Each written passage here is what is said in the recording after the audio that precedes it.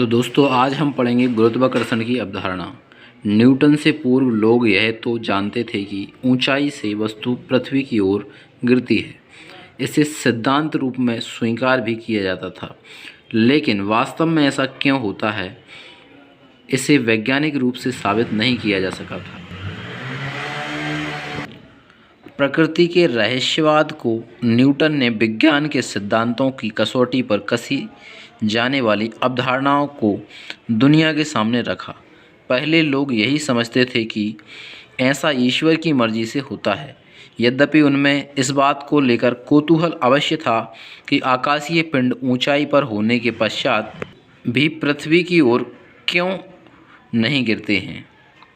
साथ ही पृथ्वी से आकाश की दिशा में कोई भी वस्तु गति नहीं करती है और सभी वस्तुएं पृथ्वी की ओर ही आती हैं। न्यूटन ने प्रकृति के इस रहस्य का गहन अध्ययन किया। सेब गिरने वाली घटना।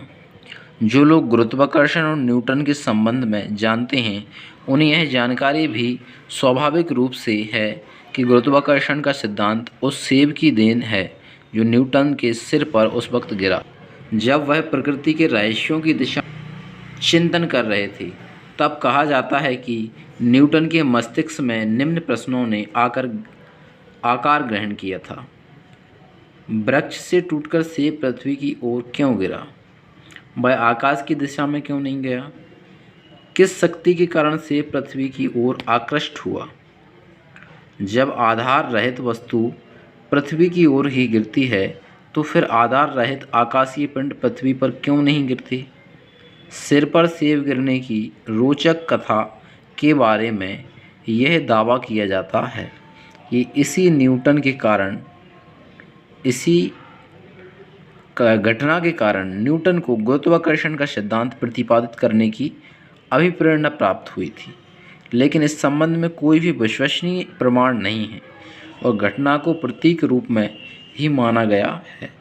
न्यूटन की आत्मकथा लिखने वाले लेखकों ने जब न्यूटन के गुरुत्वाकर्षण संबंधी शोध पत्रों का अध्ययन किया तो उनमें कहीं भी इस बात का जिक्र नहीं हुआ है कि वस्तुतः न्यूटन के सिर पर सेब गिरने की कोई घटना घटी थी।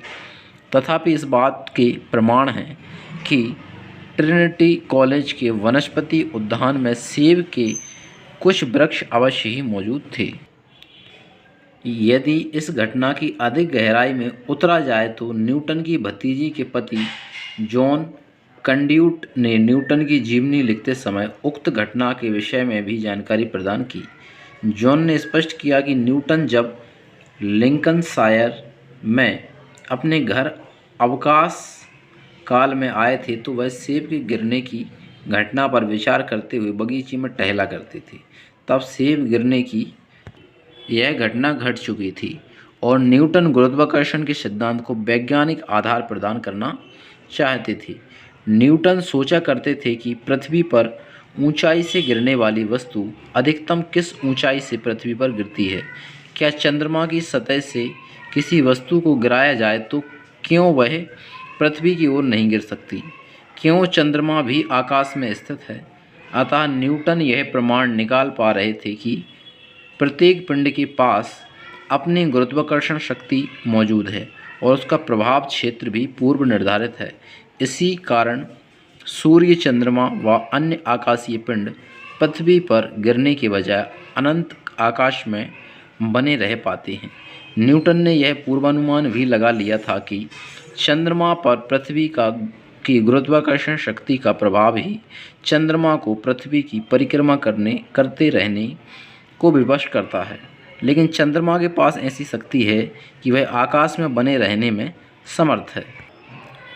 तब न्यूटन ने सौर परिवार के अन्य सदस्य ग्रहों व उनके उपग्रहों के बारे में भी यही धारणा कायम कर ली।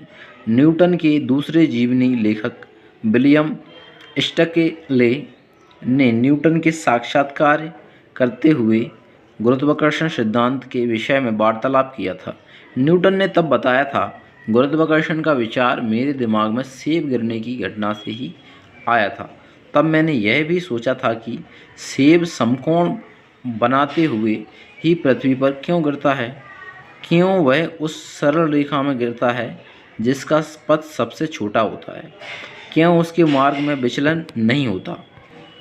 सेब टहनी से जुड़े रहने तक जड़त्व की दशा में होता है। जड़त्व मुक्त होने के पश्चात किस वेग अथवा शक्ति से वह पृथ्वी की ओर आता है। प्रसिद्ध विद्वान वोल्टेयर का मानना था कि न्यूटन ने सेब को वृक्ष से टूटकर उस समय गिरते देखा था जब वह बगीचे में टहल रहे थे, जबकि न्यूटन की भतीजी का कहना है कि न्यूटन के निवास वुल्सथॉर्प मेयर में सेब के वृक्ष थे और न्यूटन ने अपने निवास की खिड़की से सेब को गिरते देखा है और उसके पश्चात गुरुत्वाकर्षण प्रभाव का चिंतन किया।